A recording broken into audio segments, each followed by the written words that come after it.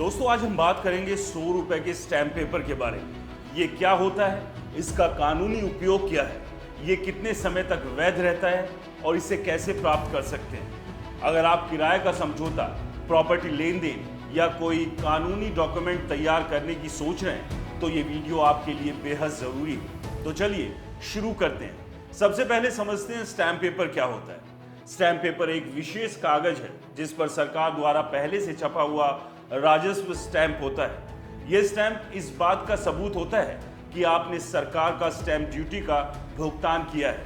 ये डॉक्यूमेंट को कानूनी रूप से वैध बनाता है और इसे कोर्ट में लागू करने योग्य बनाता है। खासकर 100 रुपए का स्टैंप पेपर कई तरह के कानूनी समझौतों के लिए इस्तेमाल होता है, जैसे किराए का समझौता, शपथ पत्र या छोटे मोटे अनुबंध। स्टैम्प पेपर मुख्य रूप से दो तरह के होते हैं। पहला इम्प्रेस्ड स्टैम्प पेपर, ये वो स्टैम्प पेपर है जिन पर पहले से ही स्टैम्प की कीमत छपी होती है, जैसे 100 रुपए का स्टैम्प पेपर जिस पर पहले से ही 100 रुपए का स्टैम्प छपा होता है। दूसरा होता है एडहेसिव स्टैम्प। ये छोटे स्टैम्प होते हैं जिन्हें आप साधारण कागज पर चिपकाकर स्टैम्प ड्यूटी का भुगतान दर्शाते हैं। उदाहरण के लिए किसी शपथ पत्र पर राजस्व स्टैम्प चिपकाना। अब सवाल यह है कि 100 रुपए का स्टैम्प पेपर किन किन कामों के लिए इस्तेमाल होता है। इसका जवाब है कई तरह के कानूनी डॉक्यूमेंट्स के लिए, जैसे रेंट एग्रीमेंट। अगर आप किराए पर मकान ले रहे हैं या दे रहे हैं तो 100 रुपए का स्टैम्प पेपर आमतौर पर इस्तेमाल होता है। शपथ पत्र यानी एफिडेविट, कोर्ट में किसी बयान को वैध करने के लिए। लोन समझौता यानी कि लोन एग्रीमेंट, छोटे व्यक्तिगत लोन के लिए।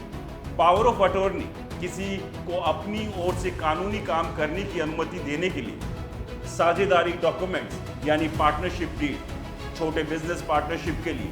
यह स्टैम्प पेपर समझौते को कानूनी ताकत देता है और धोखाधड़ी या विवाद को रोकने में मदद करता है। लेकिन ध्यान दें, स्टैम्प पेपर का सही मूल्य चुनना बहुत जरूरी है। अगर आप गलत या कम मूल्य का स्टैम्प पेपर इस्तेमाल करते हैं तो आपका डॉक्यूमेंट कोर्ट में अमान्य हो सकता है। स्टैम्प पेपर का मूल्य भारतीय स्टैम्प अधिनियम 1899 और आपके राज्य के नियमों पर निर्भर करता है। उदाहरण के लिए शपथ पत्र 10 से 100 रुपए का स्टैम्प पेपर। किराया एग्रीमेंट मासिक किराए और अवधि के आधार पर 100 से 500 रुपए तक का। ऋण समझौता ऋण राशि के आधार पर आमतौर से 100 रुपए से 200 रुपए का stamp paper. Power of attorney संपत्ति के मूल्य या उपयोग के आधार पर 100 से 1000 रुपए तक। अब बात करते हैं वैधता की। स्टैम्प पेपर की कोई निश्चित समाप्ति तारीख नहीं होती, लेकिन डॉक्यूमेंट की वैधता इस बात पर निर्भर करती है कि समझौता कब और कैसे तैयार किया गया। उदाहरण के लिए रेंट एग्रीमेंट आमतौर पर 11 महीने के लिए वैध होता है, जब तक कि इसे रजिस्टर ना करवाया जाए। इसलिए स्टैम्प पेपर खरीदने से पहले अपने डॉक्यूमेंट की ज़रूरत को अच्छे से समझें। तो 100 रुपए का स्टैम्प पेपर कैसे प्राप्त करें? पहला, लाइसेंस प्राप्त विक्रेताओं से। आप अपने नज़दीकी कोर्ट, तहसील कार्यालय या स्टैम्प वेंडर से स्टैम्प पेपर खरीद सकते हैं। दूसरा, ऑनलाइन पोर्टल।